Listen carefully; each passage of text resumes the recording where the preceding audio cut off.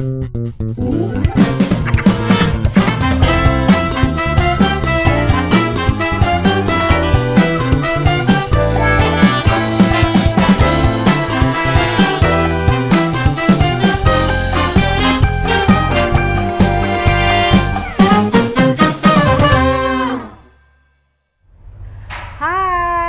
Sofi Nafi Talks, ketemu lagi di Sofi Nafi Talks, You Are Loved. Hari ini saya bersama Happy Salma. Sama Sofi. Kamu ngebuka aja tuh pinter ya, kayak tiba-tiba jereng gitu. Ya enggak, cepet biar orang, kan orang zaman sekarang katanya kesabarannya nggak ada. Ini sedihnya. Jadi cepet Happy Salma gitu. Kalau zaman dulu kan kita bisa opening, iya pemirsa saya sekarang berada di sebuah, sekarang nggak gitu. bisa ya? Susah, lagu aja kalau kata Pak Pongki langsung bait, kalau perlu baitnya 3/4 langsung ref. Masa sih? Berapa detik Bapi dari intro ke hooknya?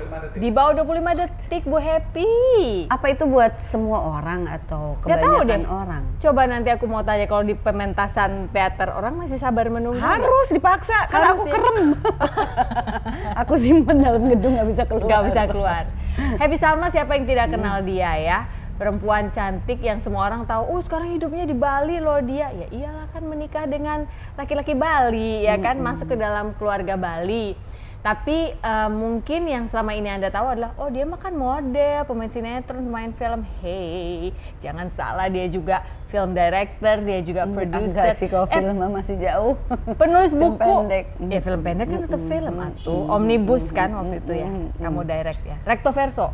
Recto verso. Kita ke awal dulu. Yeah. Dulunya itu kamu awal-awalnya penulis, Cena. Suka nulis sampai menulis, ada cerpen ya kan ya. Ada 2 ya cerpenmu yang sudah dipublish ya. Sabaranya berapa ya? Kalau buku kumpulan ya 2, terus biografi kreatif 1. Kalau yang kolaborasi gitu mungkin ada 3. Pidi Baik. Yang aku paling inget tuh yang Pidi, sama ada beberapa penulis, ada 3 lah, ada 5 berarti ya. Berarti kan bukumu banyak ya sebenarnya. Itu hasilnya dalam buku semuanya, tertuang dalam buku. Tuh kan, coba kalau nggak diundang ke sini pasti Anda berpikir, emang Happy Salma penulis juga? Penulis, say. Jangan berpikir dia itu hanya datang lalu memainkan peran. Ini orang yang saya tahu ya. Saya nggak tahu gimana cara dia memelihara kecantikannya dengan pikirannya pasti banyak banget, ya kan? Ibu-ibu. Nggak cuma ibu-ibu, kamu kan, pasti pikirannya banyak deh, kalau menurut aku. Ya nggak sih? Iya. Dari kecil gitu, makanya nulis, apa gimana? Sebenarnya kan emang dari kecil suka nulis diary ya. Emang latihan, kan orang nulis tuh karena latihan ya. Kamu juga penulis tahu lah gitu. Kayak disiplinnya awalnya gitu. Tapi sebenarnya tau nggak Sof, banyak nulis itu tuh karena nunggu di lokasi syuting. Oh justru karena jadi lokasi karena syuting. dulu main sinetron kan jarang ketemu teman. Terus banyak nunggu. Dulu nggak ada gini ya? Enggak, tapi emang selalu kalau tiap hari tuh jadi ada target gitu, dalam sebulan tuh nyelesain bacaan berapa banyak. Nah, jadi awalnya nulis cerpen, terus aku tuh dulu aktif nulis artikel buat beberapa majalah, koran kayak Kompas, Sindo tuh aku nulisin cerpennya, atau adalah beberapa media lain gitu. Penulisannya lebih untuk cerpen atau? Kalau dulu kayak ada artikel apa aja, bisa politik, bisa segala macam. Iya. Itu malah masa produktif aku menulis adalah ketika main sinetron. Tahun berapa itu berarti? Itu dari tahun 2000, ini 2000 ya. Ini 2023 Bu. Ini berapa sih 2023 ya? Itu sekitar 2021. Ya Allah lama ya. Sampai 2027 itu adalah masa produktif aku menulis cerpen, artikel. 2007. Tadi aku bilang berarti 2027 ya. Belum ya? Ya orangnya visioner memang dia. Selalu melihat ke depan. 2021 sampai 2027. 2001 sampai 2007 itu pokoknya masa produktif aku nulis. Ya. Nah, setelah itu karena aku menemukan medium lain di dalam karya tulis aku adalah panggung. Jadi dari 2007 sampai sekarang banyakan ke panggung gitu. Mengekspresikan pemikiran. Iya, jadi mengalihwahanakan tulisan-tulisanku tuh ke dalam ruang lain si panggung. Mengalihwahanakan. Perhatikan wahai anak muda, pemakaian bahasa Indonesia yang luar biasa, sastrawan. Kendaraan, pakai kendaraan lain gitu. Ya. Kalau dulu kan kayak nulis. Nah, tapi aku takjub sama bahasamu, itu bagus sekali loh. Iya, itu sebenarnya diciptakan Sapardi Djoko Damono, bukan aku yang menciptakan.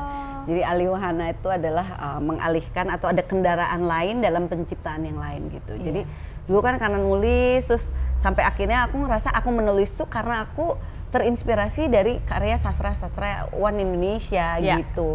Tapi akhirnya aku ingin memindahkan karya-karya mereka ke dalam ruang lain yang aku sukai dengan idenya aku. Jadi aku kawinkanlah si kendaraannya itu ke panggung gitu.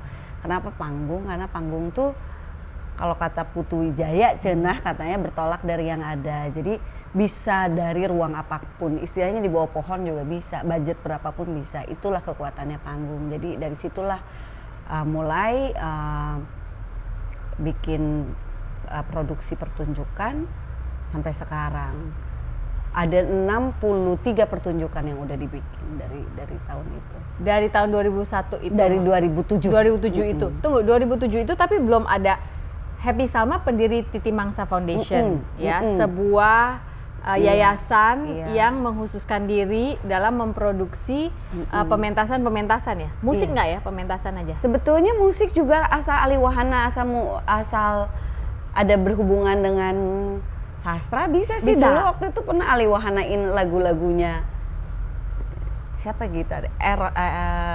Eros ya? Eros Jarot. Eros Chandra. Sheila on Seven. Eros Sheila on Seven. Iya. Dulu kita Eros pernah Chandra.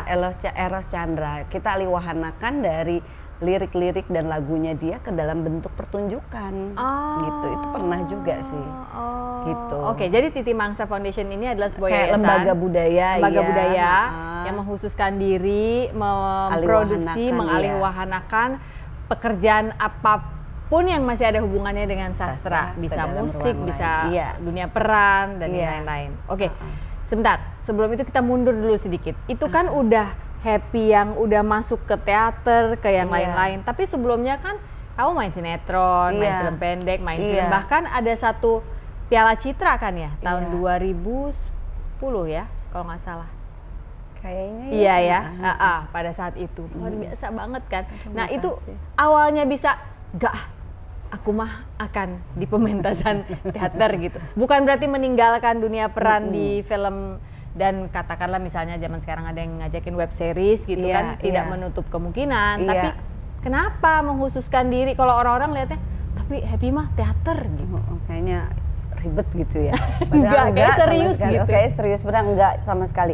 Sebenarnya emang dulu kan sinetron itu adalah ladang untuk menabung tentu ya kan. Pilihannya di depan kan memang datangnya yang menawari aku kan bermain sinetron.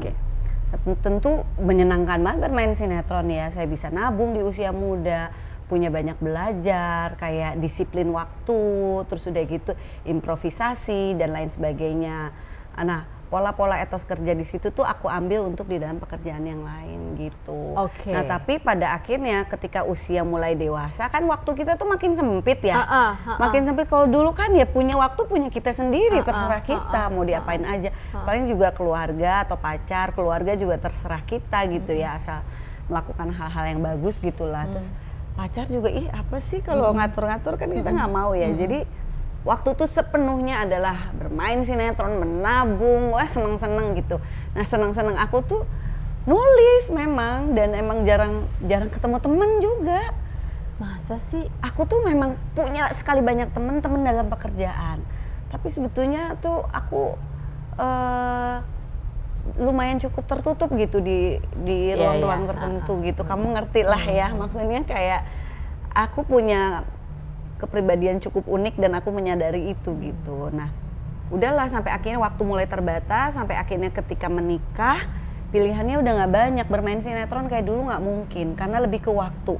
Karena sinetron kan bisa sampai pagi, ya kan? Sementara sudah komit hidup bersama suami di Bali. Iya, terus udah gitu kalau nggak naskahnya baru datang hari itu juga. Jadi aku nggak bisa punya planning waktu kan. Iya, bener. Iya kan? Maksudnya sebetulnya nggak apa-apa kalau memang itu pilihannya. It's okay menurut aku. Tapi aku nggak punya pilihan waktu untuk itu gitu loh, Sof. Jadi akhirnya aku membuka ekosistem sendiri yang aku sukai, yaitu seni panggung. Tapi seni panggung itu kan kebanyakan kelompok-kelompok teater yang udah jadi.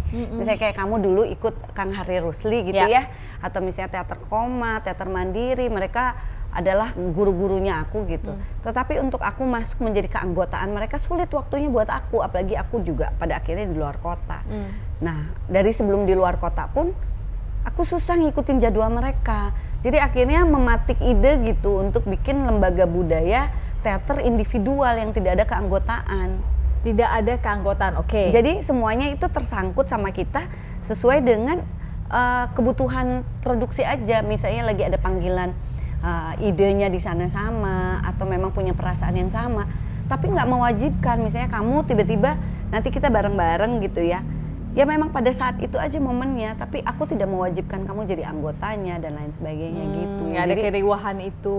Iya, jadi nggak ada kewajiban itu. Nah ini tuh kayak teater alternatif yang memang pada saat itu tuh nyaris nggak ada. Kebanyakan kelompok-kelompok teater keanggotaan semacam itu. Gitu. Udah ada program kerja setahun. Iya, dan bukan cuma itu. ART. Enggak, jadi kayak keanggotaan yang memang kamu ada kewajiban yang memang harus diikuti seperti organisasi pada umumnya gitu. Nah, gitu. si Titi Mangsa tuh aku tuh tidak mau ada itu. Jadi semua bersatu disebabkan karena panggilan hati kita dengan pada saat itu sesuai namanya. Titi Mangsa kan waktu tempat yang baik gitu. Oh itu artinya Titi Mangsa. Titi Mangsa itu. Waktu dan tempat yang baik. Iya. Oh, wow. Jadi kita terikat karena waktu dan tempat yang baik yang memang sesuai dengan kita aja. Dan ternyata nyambung juga di Bali ada namanya Dase Kalepatre, artinya waktu, tempat, situasi gitu. Jadi Titi Mangsa ini diambil dari bahasa Sunda sebetulnya rujukannya. Aku jadi ingat ya kemarin tuh lagi bahas sama Pongki. Kalau secara iman kami berdua, secara Alkitabiah itu ada yang namanya Kairos. Jadi waktu Tuhan. Jadi memang sudah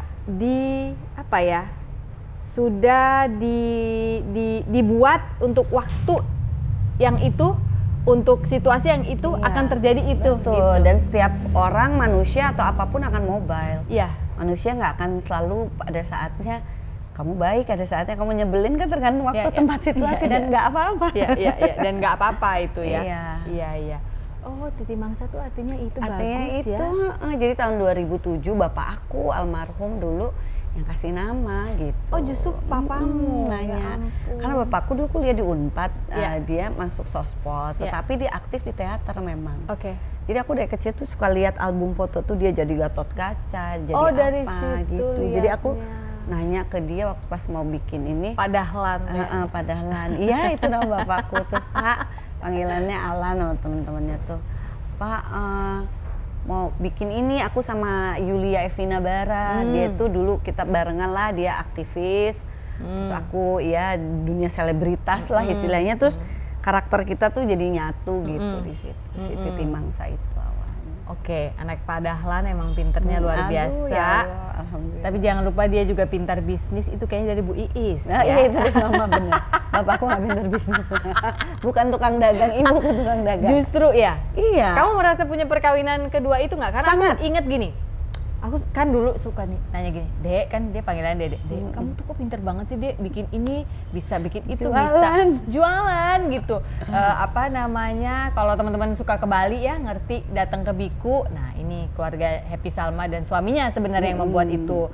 Terus tempat kita berada ini Happy Cepi juga ya. Tapi kamu juga. Tunggu, saya emang nggak seberapa Bu, nggak, tenang aja. Bisa konsisten. Terus selain itu tiba-tiba nanti kita akan bicara lagi Tulola gitu ya. Kenapa bisa tiba-tiba perusahaan jewelry-nya. Kalau untuk yang jualan-jualan ini semuanya dari Mama berarti, karena kan kamu tuh sering bilang, aku tuh belajar dari Mama tuh jual spray bisa laku, jual apa bukan, bisa yang jual laku. spray aku, bukan mamaku. Loh, bukan Mama ya itu? Bukan, mamaku Kamu tuh punya jual spray? Iya, mamaku tuh punya mebel, bisnis mebel. Jadi dari kecilku tuh aku terbiasa ikut sama ibuku ngeliat kayu, macam-macam kayu. Saya sering ikut ke hutan, Sof. Inang. Inang. Serius? Jadi aku tuh kayak ke hutan, jadi aku tahu kayu mahoni, kayu jati dan lain sebagainya itu dari ibuku. Ibuku ngecek. Oke, kayu ini, itu segala macam. Jago. Ibuku tuh jagoan. Di belakang rumahku tuh workshop untuk orang tukang. Jadi aku terbiasa kecil tuh main tuh motong kayu. Pinocchio. Terus jadi ibuku tuh kalau mebel kan, jadi kayak sekolah-sekolahku tuh itu kursinya, mejanya itu dari rumahku. Hah? Iya, bisnis ibuku. Nah, kalau bisnis pelengkap mebel kan ada spray dan lain. Itu tuh aku tuh bisa ngambil, itu SMP ya, aku umur 14-15. Hebat ya. Aku tuh ngambilin spray ibuku, mah aku mau jualin. Jualan aku pertama adalah lukisan, bayangin deh. Lukisan aku siapa? ngejual lukisan orang lain, ada orang lukis, bagus aku jual gitu ke nenek aku yang lumayan punya uang. Hebat ya, lihat potensi ya. Potensi. Ini punya uang, saya suruh dia beli. Dia beli. Dengan dasar kasihan karena saya cucunya. Dan cucu kesayangan. Nah, kalau spray, jadi aku kalau main ke rumah temen, aku bawa spray, aku jual ke ibunya. Jadi aku nggak bergaul selalu sama anaknya. Oh, kamu lihat market. Aku lihat mana. Jadi itu SMP, SD aja tuh aku udah jualan togel, Sofi. Kamu serius? Aku SD, orang tuh jual-jual komik kan, Petruk Gareng, ingat gak sih dulu? Iya. Petruk Gareng itu orang tuh sewain komik, aku sewain lagi ke orang. Oh oke, sublist katanya ya. Jadi aku dapat uang kan. Ya. Jadi mereka aku tungguin, oke baca udah selesai, aku bayar, aku kumpulin uangnya. Dan sudah aku sewa. Saya nggak percaya muka cantik begini. 5 menit baca. Jadi Inang kalau di SD aku itu ada yang sewain komik itu bisa dibawa pulang. Oh kalau kamu nggak? Aku nggak. Kamu ambil market lain? Aku keliling ke rumah orang-orang. Mau sewain. komik gitu? Iya, mungkin kalau tetangga aku, ya aduh si Dede, iya itu maksud saya yang dulu sewa gitu, pasti gitu. Jadi dulu sewain. Orang mau gitu? Mau. Nah mungkin mereka sewa, uang untungnya aku bikin lotre. Hah? Lotre sendiri? Gimana kamu bikin aku angkanya belanja, gitu? Luar biasa kan? Lalu kan dulu nggak ada gadget, anak-anak tuh aktif dan kreatif ya. Ini jadi panjang ya, nggak kita ngebahas dong. si jualan ya. Abis ternyata dari SD aku baru inget, Jadi lotre itu terus si kertasnya itu tuh kamu dapat apa, kamu zong, kamu dapat apa gitu ya. Oh kamu udah bikin? Berarti matematikanya juga kuat ya? Enggak juga sebetulnya. Probabilitas. Enggak sih, karena gagal ternyata. Karena pada akhirnya semua aku jadi kayak Sinterklas. Semua menang. Ini lucu banget. Jadi sebagai bisnismen, kamu di akhir hari duduk sambil pada akhirnya, untung banyaknya gue malah jadi bagi-bagi. Gimana sih? Salah dong, nggak benar bikin sistemnya. Tapi nggak apa-apa karena aku orangnya gigi, dari situ aku belajar. Ternyata ya orang rajin tuh bisa mengalahkan orang pintar. Oh iya benar. Jadi dari situ ya udah, aku lupa lah pokoknya intinya, tapi endingnya begitu. Oke. Si perlotrean. Nah, jadi kamu belajar this is not a good business for me. Saya itu kurang SD bisa ya. Struktur ya. Oke, SD. SD kelas berapa? Lupa lah. Lupa, mungkin kelas 5 gitu, mau kelas 6 udah gedean ya. Aku inget banget tuh jalan kaki ke rumah orang-orang, sewain komik gitu. Jadi aku tuh punya semangat. Nah terus tunggu sebentar, sebelum terus, kamu waktu terima uang itu sebenarnya karena sekalian membantu keluarga atau kamu seneng rasanya empowered punya uang sendiri? Nggak kepikiran lah buat membantu keluarga, kan buat diri sendiri. Karena kan juga pokoknya gimana caranya ya untuk menggandakan uang ini dan apa gitu. Gelo ya. Terus, iya loh. Terus karena mungkin ibuku tuh kan orang bisnis ya, orang dagang. Jadi aku tuh sering ngelihat dia malam-malam ngitung apa gitu. Bapakku senang membaca. Bapakku tuh memang orang sastra kayaknya itu. Yang artnya ya. Kayaknya dari dia, nggak mungkin dari ibuku. Ibuku nggak bisa nyanyi, dia hanya menikmati. Pokoknya dia sangat tidak ada seninya. Tapi penikmat. Dia orang dagang banget, benar. Jadi aku tuh cita-cita dulu tuh dari kecil jadi presiden atau wanita karir. Kok harus jadi bos aja? Aku jadi nggak ada konsep ya? Bahwa aku jadi pegawai gitu, nggak ada? Nggak ada, Teman-temanku pengen ya pramugari mau keliling dunia. Aku enggak, kalau bisa aku beli pesawat. Oh iya. Gitu loh di pikiran Pikirannya dari aku. kecil? Jadi karena aku biasa ngeliat ibuku menjadi menjadi pekerja untuk dirinya sendiri. Mungkin itu pahamnya Soekarno, Marhainisme. Iya, Marhainisme. Jadi kayak itu tuh aku ngeliat itu dari ibuku. Oke. Jadi tanpa aku sadari, di bawah alam sadarku dari kecil aku melihat kemandirian seorang perempuan. Oke. Dan keseimbangan dengan laki-laki gitu. Jadi bisa yang lebih pintar mencari uang di keluarga aku ada ibuku. Bapakku pintar bekerja tetapi tidak sepintar ibuku dalam mencari uang gitu. Bekerja dan mencari uang dua hal yang berbeda ya? Iya berbeda. Kita harus sadari itu. Ayahku sangat idealis sekali. Dia bisa yang berpindah-pindah tempat pekerjaan sebab karena dia melaporkan orang korupsi dan lain sebagainya. Nah tapi aku belajar dignity, integritas juga ya dari itu pastinya. Dari bapak. Iya dan ibu. Ya bapak terutama ya dia agak radikal yang gitu-gitunya. Dan itu ada juga di kamu. Happy Salma kalau udah turun ke lapangan. Untungnya aku menikah dengan minoritas ya. Jadi aku harus menahan diri gitu. Iya. Oh wow. Hebat ya, luar biasa. Modal ya. Tunggu sebentar. Kamu kan baru abis ya itu spray, abis apa gitu. Abis itu jualan spray dan pokoknya intinya dari situ sampai akhirnya jadilah Biku, jadilah Happy Cepi, jadilah Tulola gitu ya. Nanti kita akan tahu tentang itu. Sementara sisi menulis dari mulai bikin short story sampai kolaborasi sampai creative biography, Nyoman Suwarti ya. Bener, iya. Itu semuanya adalah otak bapak. Berarti ya betul, tapi aku kawinkan dengan otak ibuku biar bagaimana berkesenian itu tuh juga mendatangkan ekosistem gitu. Selain menghasilkan juga ekosistem buat orang lain untuk ikut berkarya dan menghasilkan buat keluarga mereka nggak cuma jadi ruang ruang ekspresi tapi bisa panjang gitu ya emang ada hitungan dagang ya. Emang harus sih, emang harus. Oke. Wow, itu aku baru tahu tuh dia sampai jualan togel segala macam. Tapi lucu sih, kamu harus jadi sinterklas pada saat itu sih, luar biasa. Pikiran Happy Salma, saya tidak pernah kepikiran jadi pegawai. Saya pokoknya maunya jadi bos, oke. Dan itu sudah tercapai saat ini menurut saya. She's a leader in her market. Dan hati-hati ya, market lain. Matanya Happy Salma. Oh, batu bara nggak mungkin. Nggak mungkin. Nggak bergesekan dengan seni ya. Iya, pokoknya harus yang seni ya.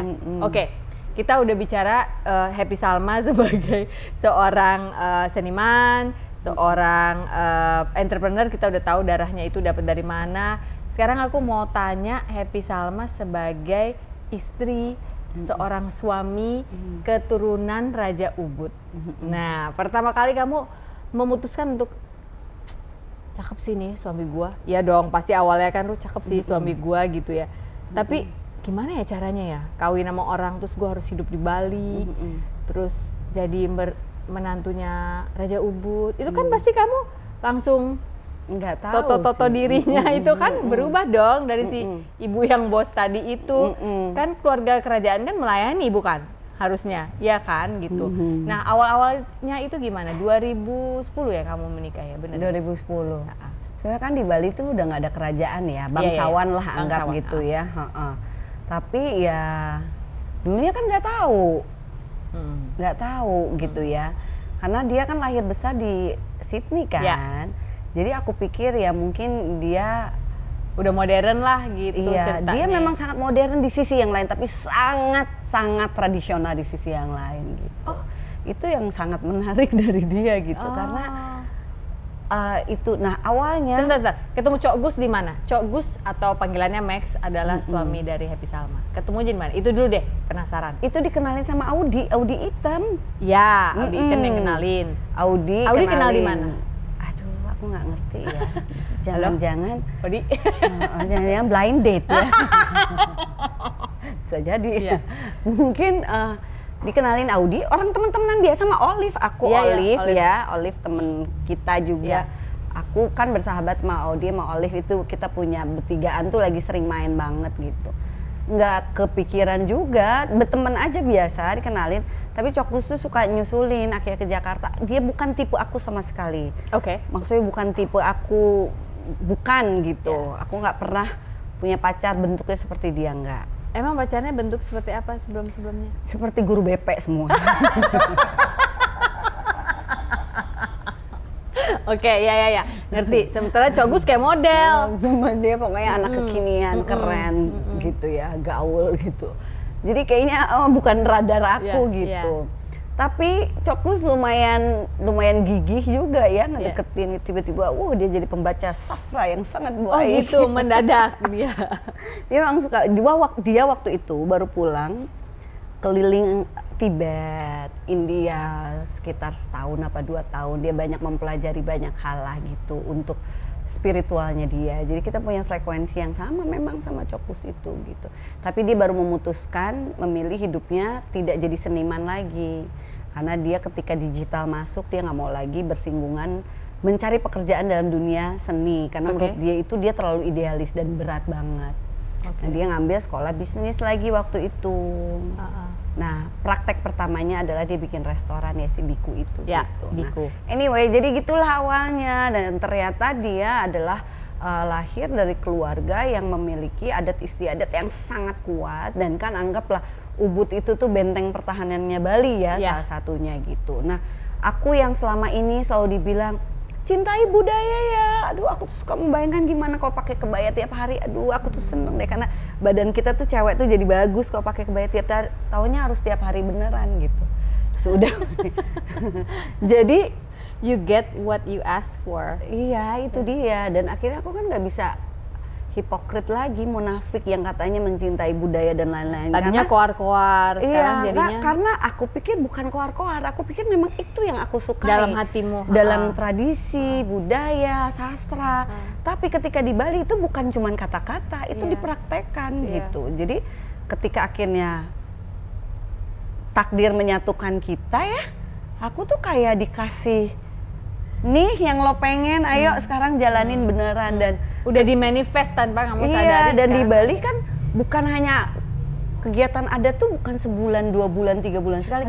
Setiap hari adat itu menjadi bagian hidupnya. Mereka itu mereka pahlawan budaya. Kita bayangin aja setiap kita jalan, mereka mempraktekkan adat itu secara turun temurun. Nah, aku harus menjadi bagian dari itu. Awalnya tentu aku kayak mau protes juga ya, kayak ini kok acara adatnya nggak selesai, nggak kelar-kelar, ada terus. Tapi ternyata loh harusnya aku seneng, berarti aku menjadi bagian dari pahlawan penjaga budaya itu seperti kamu di adat Batak gitu. Ada terus ya, ulos terus. Iya, tapi kan itu sebetulnya praktek nyata dari kata-kata. Orang bisa menulis tesis begitu banyak, tetapi yang mempraktekkan kan hanya mereka. Nah, kita mau nggak bener-bener bagian dari itu gitu. Butuh berapa lama kamu untuk akhirnya adapt menjadi bagian dari keluarga Ubud ya yang setahunan lah. Setahunan, hampir 2 tahun. Tapi kayaknya pernikahan dengan siapapun pasti akan adaptasi beberapa tahun itu ya. Ya segitulah sampai akhirnya kebiasaan-kebiasaannya. Sebenarnya orang Bali mirip-mirip orang Sunda sih.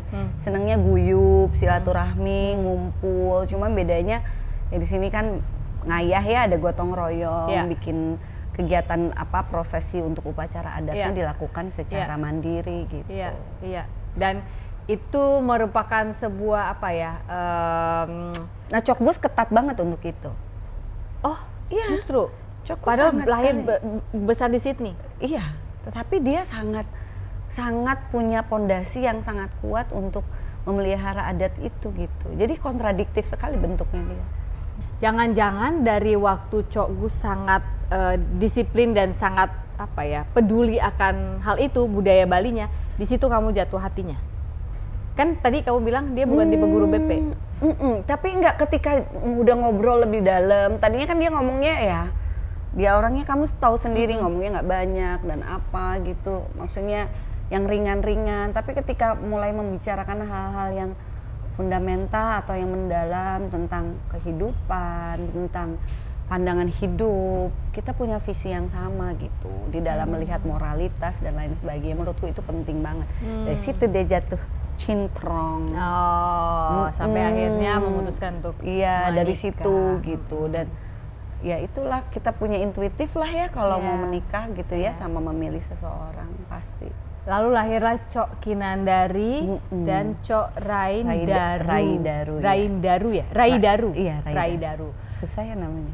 Enggak, aku cuma bingung aja manggilnya Rai apa Daru dia itu sebenarnya. Boleh dua-duanya. Oh, dua-duanya. Dia kalau dipanggil apa dia muncul? Anak itu Rai apa Daru?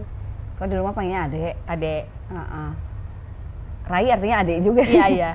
Daru artinya seneng, jadi kadang dipanggil Daru, kadang panggil Rai sih. Oh, dia tergantung answer to both iya. ya? Oke. Dia kadang memanggil namanya sepanjang itu. Oh, Rai Daru. oh gitu, oke. Dan Cok Kinan kakaknya, yang pertama aku inget banget tuh pas lahir. Sama kamu inget nggak? Kamu yang ingetin aku deh, kayaknya kamu harus kurangin makan gula. Kamu Masa sih gue gede ngomong banget, segede bantal. Masa sih gue ngomong gitu? Tapi makasih, dan yang kamu kasih tahu tuh bener. Iya ya. Dan kamu mengasih taunya hati-hati sekali, karena kamu maksudnya Inang ini kan orangnya juga sangat ini ya, menjaga perasaan orang, nggak mau cross the line gitu ya. Jadi kamu juga nggak kayak ngasih tahu aku kayak kamu gini, banyak kan orang gitu ya, harusnya gini, harusnya gini. Kamu gini, ini kan nyusu terus, menyusui terus kan. Mungkin karena kamu banyak makan manis. Emang iya sih aku. Pada saat itu ya. Iya. Harusnya aku dengerin kamu lebih banyak ya. Ya enggak lah, Kan Kina suka banget gula sekarang. Sekarang ini Penting banget sih ini bahas. iya penting lah. Itu pusing nggak lo dia suka makan gula? Tapi ya susah, anak sekarang kan pilihannya nggak cuma yang ada di supermarket, dia buka ini aja. Tapi dia kan belum dikasih gadget. Oh dia belum. Umurnya berapa sekarang? 8. Nggak minta? Minta sedikit tapi udah aku jelasin, dia mengerti. Berarti di sekolah? Di sekolahnya aku pilih sekolah yang nggak ada gadget juga. Nggak lihat? Oh ada sekolah nggak ada gadget? Ada. Jadi ketika dia lagi pandemi, aku masukin homeschooling. Aku ngelihat kalian bisa punya sistem homeschooling, TK-nya homeschooling.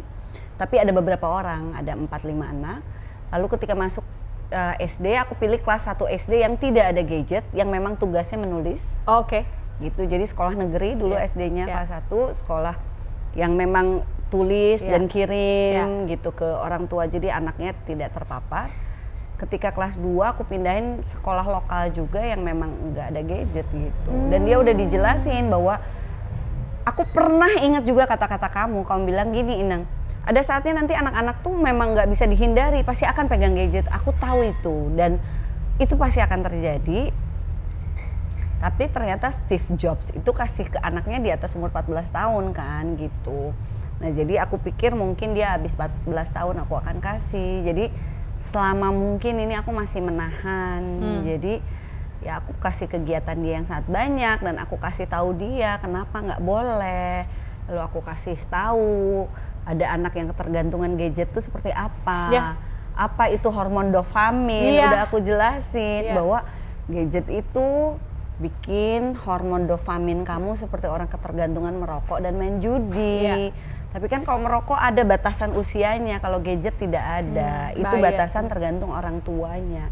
Jadi mama memberikan batasan bahwa Kina belum boleh because I love you so much. Karena Kina biar ngelihat dunia lain lebih banyak dengan motoriknya, dengan pandang gitu. Ketika kumpul sama saudara-saudara misalnya, ini nanti lebaranan kan pasti nanti pulang mungkin ke Sukabumi atau ke Jakarta, kan lihat sepupu-sepupu dia nggak ada. Sepupunya ketika main, ngeliatin. Aku pasti kasih tahu jangan main ya kalau ada tante, kalau ada bibi nggak boleh main yang lain. Tapi aku pasti kasih alternatif mereka mainan yang lain gitu. Jadi anak-anakku tuh biasa waktu dari kecilnya tuh bisa main di kebun, lomba ngumpulin daun, batu, apalah segala macam. Pokoknya gitu. Pokoknya mereka sibuk dan capek dan aku akan melakukan itu gitu. Oke, itu salah satu life purpose-mu, bikin anak-anak capek berkegiatan supaya tidak cari gadget gitu. Mereka boleh nonton ya. Nonton boleh di layar besar, di TV dan dibatasi. Maksimal 2 jam dalam sehari.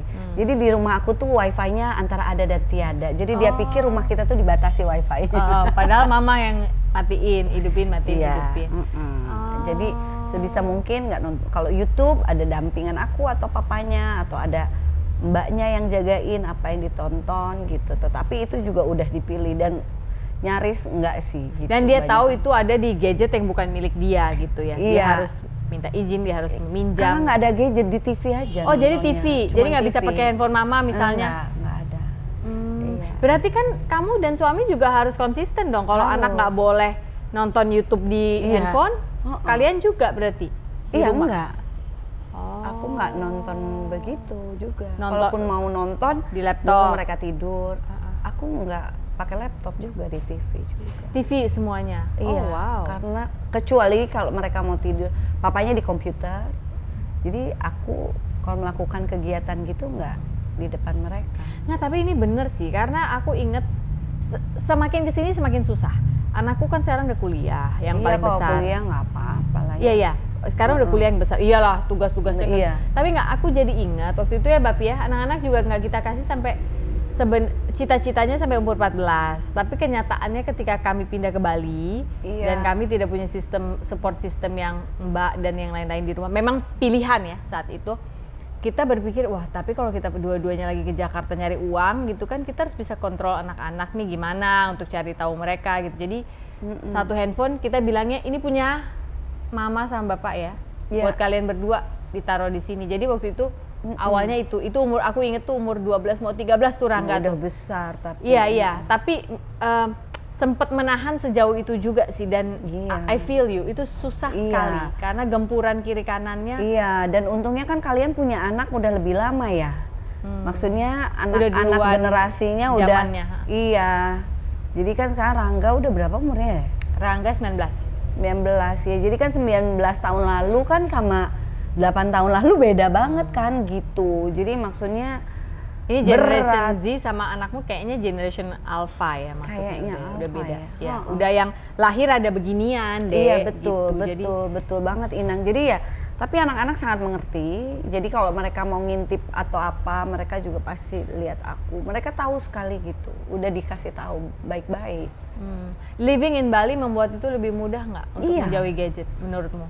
Sangat. Sebetulnya di mana aja bisa tergantung kedisiplinan konsisten kitanya ya. Di Bali juga kalau di dalam rumah mulu juga sama aja bohong. Tapi di sini kan punya banyak pilihan.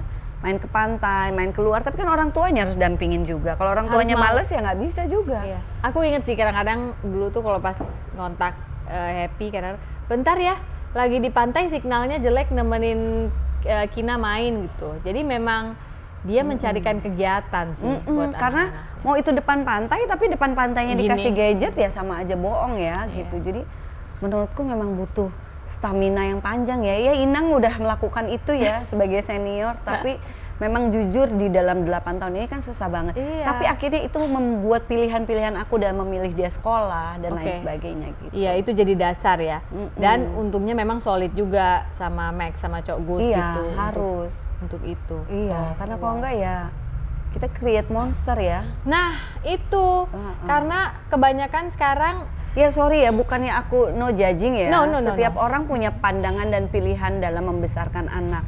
Tetapi menurut saya ketika yang menciptakannya pun nggak memberi ke anaknya, itu kan ada tanda tanya yang besar. Yang ciptakan TikTok, yang ciptakan gadget, nggak kasih ke anaknya, berarti dia tahu ini bukan dikonsumsi untuk anak-anak, gitu kan? Kenapa kita ngasih ke anak? Kenapa kita? Ya tapi kan nggak ada labelnya bahwa ini tidak boleh kayak rokok kan di atas umur berapa, gadget kan nggak ada. Dan ini Neni paling murah seluruh dunia adalah gadget, iya kan? Daripada itu kan sebetulnya kita ya nggak ngerti ya, itu bukan sesuatu yang mustahil, tapi banyak orang melakukan itu karena nggak tahu aja kali Inang. Mungkin karena dipikir wah keren, canggih, anak aku udah bisa mencet. Tapi sebetulnya itu sangat-sangat menakutkan gitu. Iya, karena perkembangannya ke otaknya. Ini bukan masalah Inang bayangin dia biasa nge-skip ya, nggak suka dia skip. Can you imagine ketika dia besar, dia menghadapi masalah, dia udah terbiasa skip. Iya. Itu kan building karakternya memang udah terbiasa dari itu ya. Atau melihat masalah 1 menit selesai. Iya kan Ya nggak kan? bisa. Banyak kan video-video ceritanya influential. Iya. It's done in 1 minute. Ketika dia menghadapi masalah, kok dia setiap hari merasa didera. Bertahun-tahun, makanya cepat menyerah. Itulah, kayaknya jadi kayak ada kewajiban. Kina tuh dalam seminggu dia harus mengisi diary-nya, dalam sebulan dia harus menyelesaikan buku yang berbahasa Indonesia dan berbahasa asing gitu. Aku lagi ngalamin kesulitan untuk anak kedua aku sih saat ini menurutku. Jadi dia itu kepengen sekolah film. Memang dia tahun ini 16 tahun. Dia memang sudah boleh pegang gadget lah. Ya, tapi hebat ya, udah tahu yang dia mau. Iya, itu juga aku bersyukur ketika anak itu udah tahu apa yang dia mau. Aku bilang gini sama bapaknya, makasih ya kamu udah mau tahu apa yang kamu mau, itu memudahkan kami untuk kan anak katanya kan kayak anak panah kan, kita mau lesatkan kemana. Nah kan yang nentuin arahnya kan kita harus lihat dulu anak ini sebenarnya maunya apa supaya bisa dilesatkan ke bidang yang tepat. Jangan kayak zaman kita dulu, nggak tahu kalau kamu ya, kalau aku zaman aku kuliah dulu ya memang aku suka bidang hukum. Yes, aku senang aku lulus sebagai sarjana hukum. Tapi waktu itu kan awal-awalnya kalau boleh jujur masuk juga sempet yang ya udahlah sukanya cuma ini gitu, atau ketemu teman-teman yang ya yang keterima cuma ini gitu kan. Sayang kan. Tapi sebenarnya ada dua macam pilihan sih, kayak orang berenang yang satu nggak, itu kan kayak kita ya diceburin akhirnya kita bisa survive kan. Yang satu mungkin anak-anak sekarang ada les berenang, terus dia bagaimana caranya untuk bertahan hidup. Dua-duanya ya mungkin ada kelebihan juga, ada kekurangannya ya. Buktinya mungkin kita jadi sekarang. Kita jangan-jangan sebenarnya udah manifest. Iya, jangan-jangan mungkin kalau kita dulu digituin belum tentu kita seseru sekarang. Menurut kita ya, kita seru ya. Menurut kita seru. Menurut kita seru kan. Nah, ya makanya sekarang kita mau bahas soal keseruan lain yang ada di dalam dunia Happy, yaitu Tulola. Ya. Itu kenapa Tulola itu? Apakah satu, tunggu aku coba tebak ya, apakah karena kamu suka memakai aksesoris? Enggak, ya bisa. Bisa, oke. Apakah kedua karena kamu kehabisan media menulis lalu kamu mulai bisa memahat dan waktu kamu sampai bilang, iya Inang aku mahat sendiri awan Tulola, sembah deh bener gila. Semua bisa nih perempuan. Enggak. Awalnya itu karena aku baca artikel tentang ada satu desainer dari Amerika, dia menghak patenkan beberapa motif leluhur kita, motif-motif Bali itu dia hak patenkan di hukum internasional di Amerika. Nah, sebab karena itu jadi ada beberapa tukang orang Bali itu dipenjarakan. Jadi misalnya kayak motif tertentu itu tuh kan kalau kita anggaplah kayak Mega Mendung, kita kan nggak tahu penciptanya tuh siapa? Kan nggak tahu ya. Itu kan milik komunal yang lahir disebabkan karena psikologis masyarakatnya, kebiasaan dan lain-lain gitu ya. Jadi banyak motif-motif itu tuh tercipta. Nah, tapi ini jadi hak pribadi. Ketika orang Indonesia bikin, dipenjarain sama orang itu. Nah, di artikel itu aku ingat banget di Jakarta Post. Nah, salah satunya tuh yang perjuangkan tuh cewek untuk orang itu keluar dari penjara ada Desak Nyoman Suwarti. Yang kamu buat bukunya, biografinya yang ternyata itu. Dia adalah ibunya Sri Luce Rusna yang adalah partnernya yang akhirnya partnerku bersama Franka juga sekarang awalnya tuh karena aku tuh nggak begitu deket juga sama Sri karena suaminya suami aku sahabatnya suami aku ya. Nah, terus udah gitu aku akhirnya ketemu Desak Nyoman Suwarti, pengen tahu pengalamannya dia, dan dia adalah maestro perhiasan. Kok dia tidak menghakpatenkan gitu? Saya nggak menghakpatenkan warisan leluhur itu, walaupun dari nilai ekonomi dia sangat sukses. Waktu itu Desak Made Suwarti sudah memproduksi, Desak Nyoman Suwarti sudah memproduksi. Iya, dia desainer juga. Udah. Iya. Bahkan dia bisa menghasilkan 50.000 item dalam jangka waktu berapa lama gitu. Sukses sekali. Di Bali? No, di Amerika. Di Amerika? Di Eropa. Iya. Pasarnya di sana? Pasarnya di sana. Nah, jadi Desak Nyoman Suwarti ini sukses banget, dan aku tuh penasaran, kok kamu nggak melakukan itu, bahkan kamu malah membela orang-orang Bali itu. Jadi dia bercerita, akhirnya aku tertarik mengkurasi karya-karya ciptaannya dia, yang artware-nya, yang ekspresinya dia. Lalu aku catat ini tuh motif apa aja, karena kan motif perhiasan itu tuh tidak ada akademiknya ya, jadi semua tuh turun-temurun gitu ya. Nah, pelakunya itu lebih ke kakeknya dong ngerjain, anaknya ngerjain, jadi nggak ada sekolah yang formal. Nah, karena itu jadi aku pengen ada catatannya, karena nggak ada bukunya yang menceritakan misalnya motif tali air adalah karena bla bla bla. Jadi aku harus interview pelakunya. Misalnya motif bun itu apa, anyaman itu tuh kan sebetulnya punya nilai ekonomi yang luar biasa.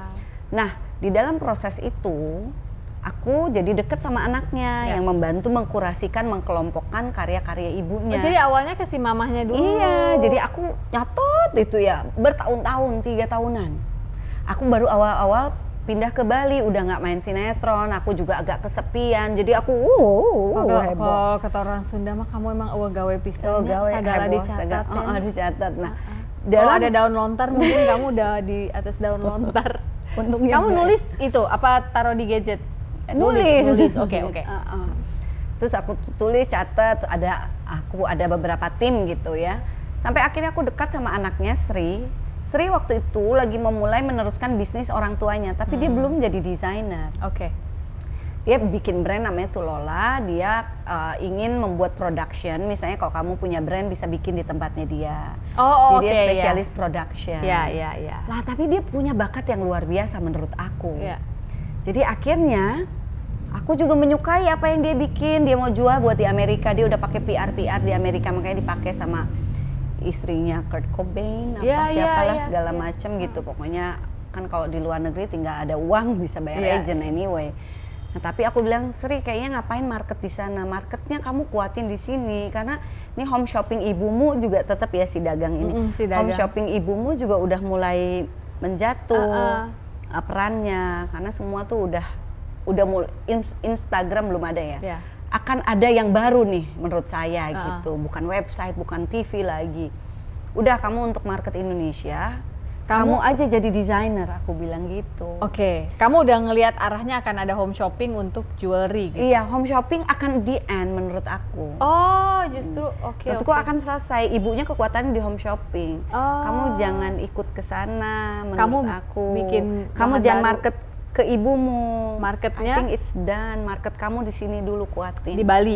Indonesia. Di Indonesia? Bayangkan Sri, tukangmu ini waktu itu di garasinya dia cuma 6 orang. Oke. Itu tukang-tukang dari warisan ibunya, yang ibunya memang udah mulai berhenti bisnisnya. Ini 6 orang, kita target gimana motif-motif di buku ini yang aku catat bisa lestari. Salah satu pelakunya harus panjang, jangan cuma 6 orang. Kita bikin puluhan orang, kita bikin ratusan orang. Salah satunya kita buat marketnya. Kamu jadi desainer, aku bikin konsep kreatifnya, gitu ceritanya.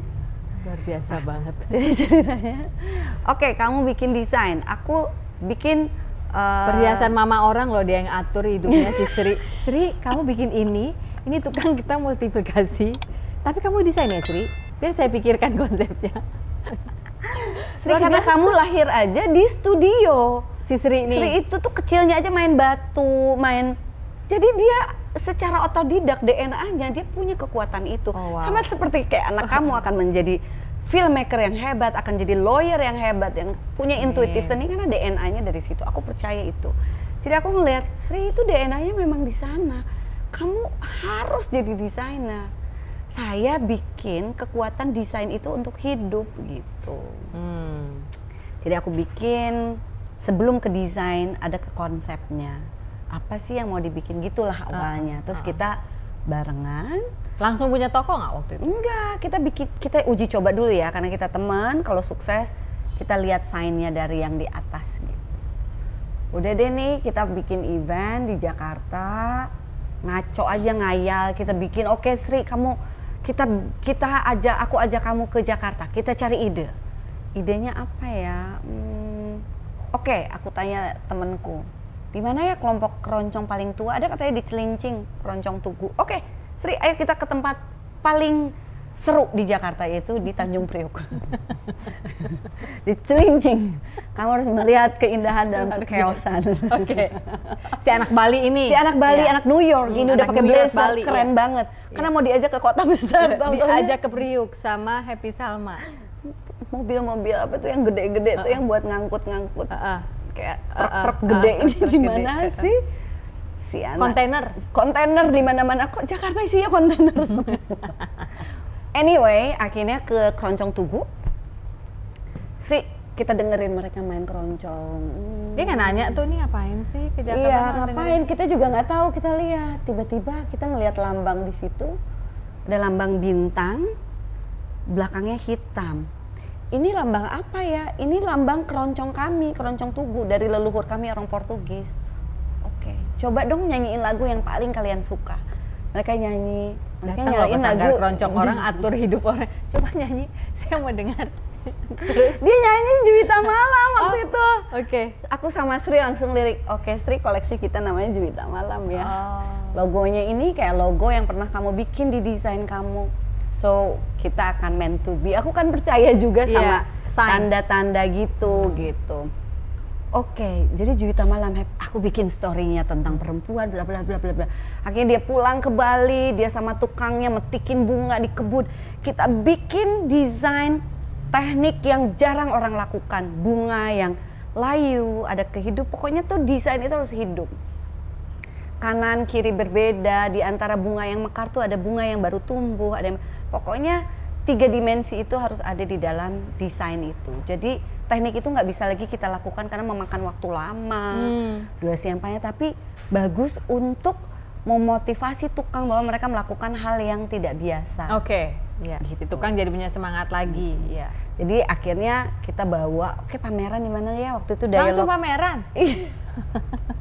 Jadi bikin 10, apa kita lihat kalau ada yang beli, kita jadi bisnis. Bikin 10 bukan pieces, 10 set. 10 set. Oke. Gak taunya desain. Kamu bikin pameran, kamu undangin semua orang. Aku undang orang-orang. Anggap aja ulang tahun gitu ya. Anggaplah ulang tahun. Aku bikin di dialog gue. Iya. Karena depan rumah aku baru buka. Ini kayaknya boleh juga di tempat. Angel Tanzil ya? Aku belum kenal dia, jadi aku datang. Hai, saya boleh nggak bikin acara di sini? Gini. Oke. Nah saya sukses, bagus. Kita jadi punya customer, Sri. Market Indonesia ini adalah kekuatan kita. Tukang ini akan nambah nanti. Oke, kita mulailah berani bikin toko. Untung si Sri mah manut ya. Iya deh gitu. Saya main acting bisa mahat. Sri, thank you. Pokoknya Sri juga karena aku juga kan lihat-lihat orang. Dia juga punya semangat yang sama, spirit sama. Tentu dan dia punya kekuatan itu.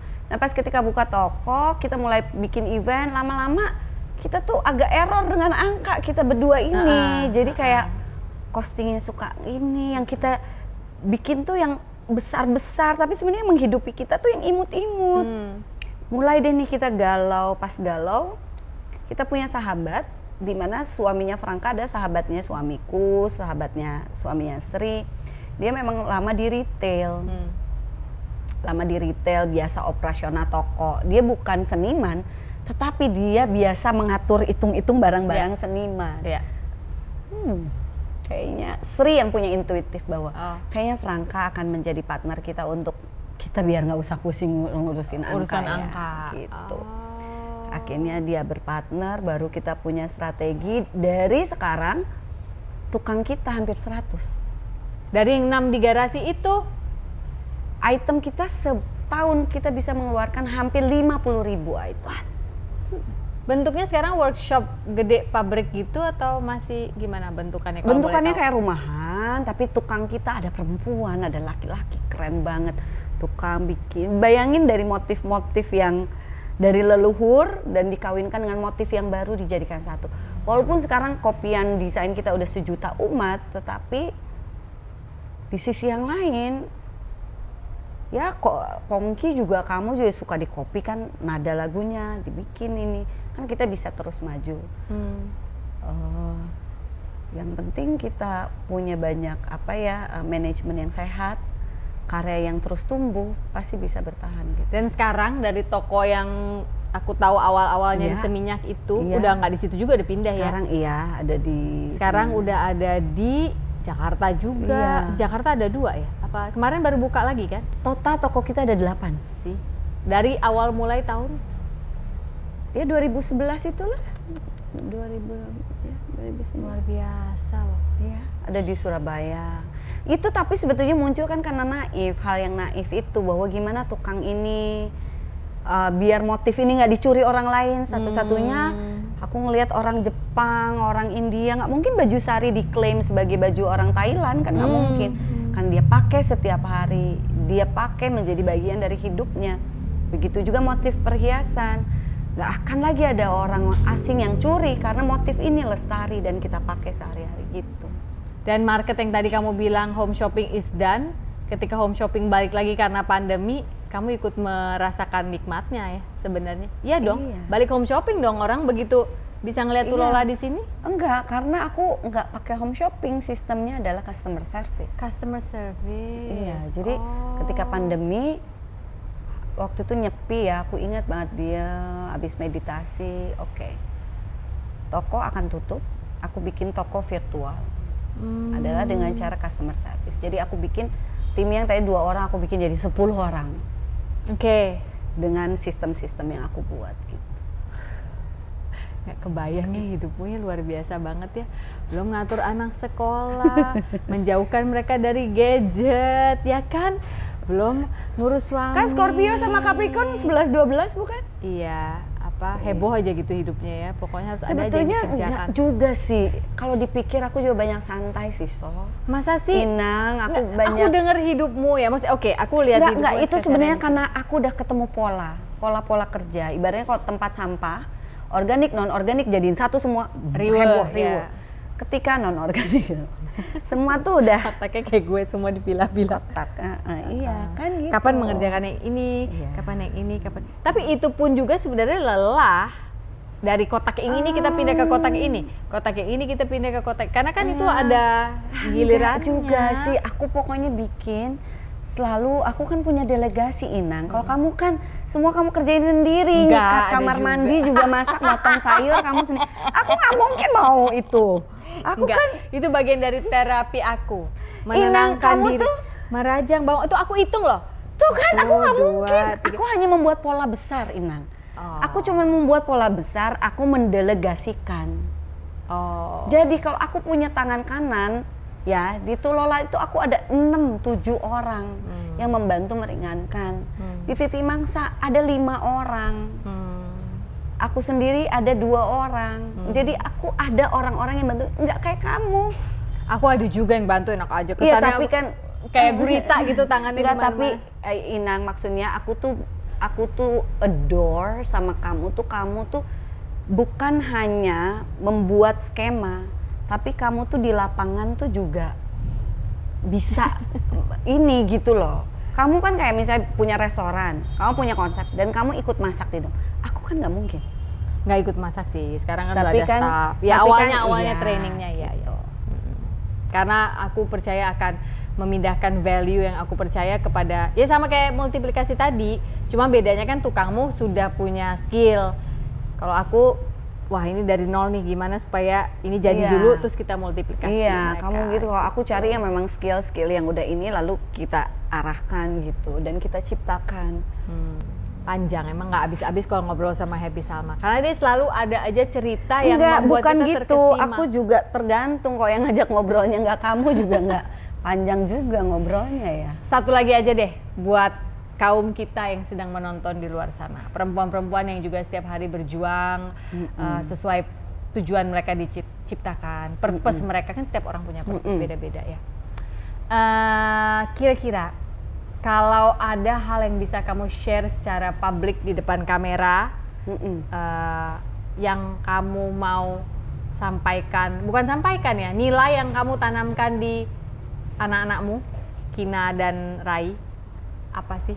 Gini loh, mereka ini setiap hari melihat ibu yang amazing, yang bisa ini kayaknya bisa itu amin bisa ya. ini, itu yang mereka lihat. Nanti mereka Semoga. besar, mulai nih mereka baca gadget, what? Ibuku pernah bikin ini, hah? Ibuku pernah bikin ini, ibuku terlibat ini, pernah dapat award ini, ibuku dibalik cerita sejarah perusahaan jewelry ini gitu. They will see what an amazing mother yang mereka punya di rumah. Bukan, amin. iya kan? Iya ya, bukan cuma mama yang hari-hari ngurusin hari ini boleh skateboard, hari ini boleh enggak Itu loh. juga repot ya. Iya. Enggak loh, mereka akan lihat lebih dari, mereka akan lihat apa yang orang selama ini lihat gitu. Apa yang kira-kira kamu bisa sampaikan ke mereka, yang bisa kamu share lah ke kita. What do you wanna say? Hidup ini seperti apa nak, misalnya, atau apa. Untuk Kina sama Rai kan pasti 2 hal berbeda dong. Satu Iya. laki-laki, satu perempuan. Apa ya? Mungkin yang general gitu ya.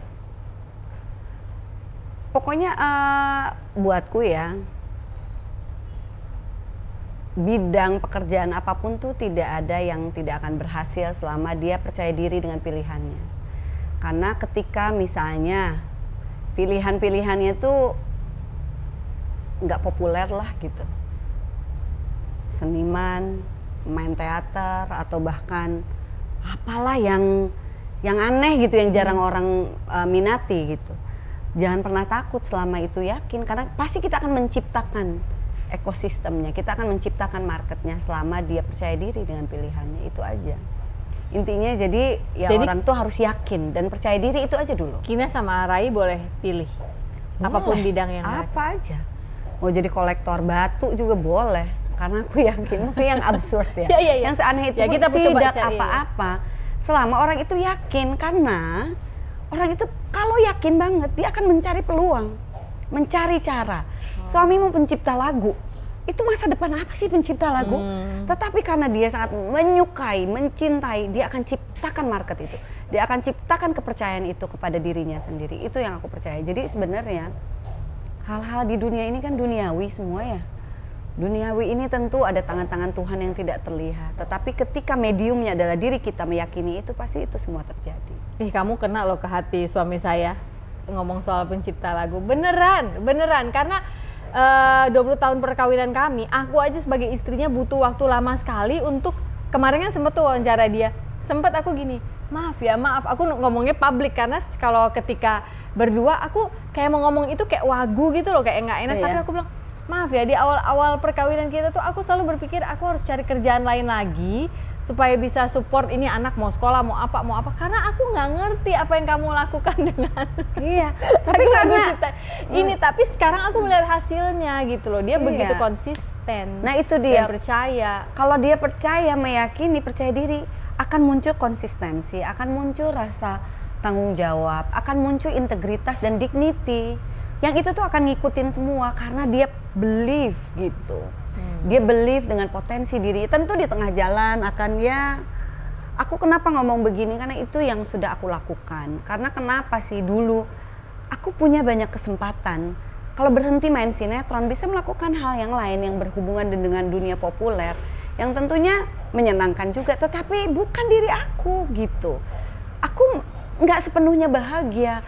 Apa sih yang membahagiakan diri aku? Yaitu adalah bagaimana membuat sebuah penciptaan dari sastra. Ternyata itu kan agak absurd ya, sastra populer itu aneh banget. Tapi ternyata aku bisa melahirkan panggung, bisa menciptakan kekaryaan perhiasan, itu semua sumbernya hanya dari sastra. Jadi itu bisa jadi gurita gitu. Nah sama lah mungkin, sorry ya Pongki, kamu terus jadi contoh. Maksudnya kayak dari pencipta lagu, dia membuat penciptaan-penciptaan yang lain disebabkan karena ranah pikirannya dia. Nah itu aku percaya banget gitu. Padahal bukan gimana ya Inang, aku juga punya kesempatan itu, ibaratnya berhenti main sinetron, bikin aja kehebohan apa, aku jadi penyanyi dangdut kayak penyanyi apa. Untuk melakukan itu bukan tidak ada pilihan, bisa melakukan ini, why not? Aku juga nggak jelek-jelek amat, aku juga lumayan cukup dikenal. Kalau kasarnya gitu ya, ketika aku mengambil keputusan itu ya di usia umur 28, 29 itu kan lagi ranum-ranumnya di dalam karir, lagi golden age lah istilahnya. Tapi aku mengambil jalan sunyi yang aneh banget, yang nggak punya sponsor tapi the path less traveled kalau kata bahasa Inggrisnya tuh. Pokoknya yang ya itulah jalan sunyi yang kamu ambil. Dan saya yakin setiap dari kita juga pernah dalam hidup ini terpaksa harus mengambil satu jalan sunyi. Tapi asal percaya diri. Iya, kadang perlu juga kesunyian itu untuk kita berjarak ya dengan apapun, dengan hiruk pikuk. Intinya itu deh, pokoknya jangan pernah asal gitu. Kalau ada orang gini, aku tuh gini, tapi aku enggak, itu cuman karena kamu nggak setia aja, kamu nggak yakin aja. Kayak hari ini jualan tas, besok jualan sepatu, besok lagi jualan make up. Karena nggak ini gitu, harus ada benang merah yang sama gitu. Walaupun akhirnya bisnisnya berbeda-beda, tapi benang merahnya sama. Aku juga masih belajar, tetapi aku menggunakan benang merahnya aku adalah berikhtiar dalam jalur sastra, kesusastraan gitu. Ladies and gentlemen, Happy Salma. Nggak nyesel kan nungguin satu episode? Kayaknya kalau Happy Salma butuh 2 episode, 3 episode, 4. Nantilah mungkin kamu jadi bintang tamu tetap ya. Jangan, kayaknya bosen juga dengerin ngomongnya. Karena banyak sekali sebenarnya yang bisa kita pelajari dari seorang Happy Salma. Makasih ya Dek, aku tahu hari ini kamu sibuk. Masih mau urus anak jemput abis main skateboard, mau ke kawinan tapi diundang lunch. Nggak apa-apa. Terus apalagi dan yang lain-lain. Dan menyempatkan waktu karena walaupun kami satu pulau. Iya, kita tuh. Dia banyak di Jakarta. Nanti kirain dia balik, aku yang keluar kota gitu aja terus. Iya, kamu sebulan bisa berapa kali sih? Nggak, lagi jarang, sejak pandemi udah jarang. Aku bisa 3 kali tapi durasinya pendek-pendek sebetulnya. Iya. Cuma 2 hari, sehari, 3 hari. Anggaplah pramugari. Yang belum punya pesawatnya, mungkin soon ya. Oke, terima kasih sudah menyaksikan dari awal sampai thank you akhir. Ina. Terima kasih untuk Iya. insight-insight hidupmu. Kami Untung boleh gini, mengintip. kalau nggak ketemu-ketemu kita. Iya. Nah, makanya harus jadi bintang tamu Karena tetap. kita di Bali itu nggak holiday. Iya benar. Kita orang-orang hidup. Kita dulu juga tinggal di Jakarta, jarang ketemu. Iya benar. Kecuali kerja. Iya kecuali kerja. Makasih ya. Sama-sama. Jangan lupa ya guys, bahwa dalam hidup ini kamu itu dicintai oleh yang menciptakanmu. Kamu diciptakan itu dengan penuh tujuan dan intensi yang mendalam dari kasih Tuhan. You are loved dan hari ini bukan hari yang baik untuk menyerah. Katakan itu setiap hari. Dadah! Thank you so much. Makasih ya Inang ya. Sorry ya kalau boring, aku nggak tahu. Apa boring malah lucu. Kadang-kadang aku tuh ya takut terlalu serius, Enggak. takut apa. Komposisinya pas. Komposisinya pas. Karena banyak yang ada poin yang diceritakan. Iya. Kalau nggak ada poinnya nggak akan bisa. Iya, benar. Iya.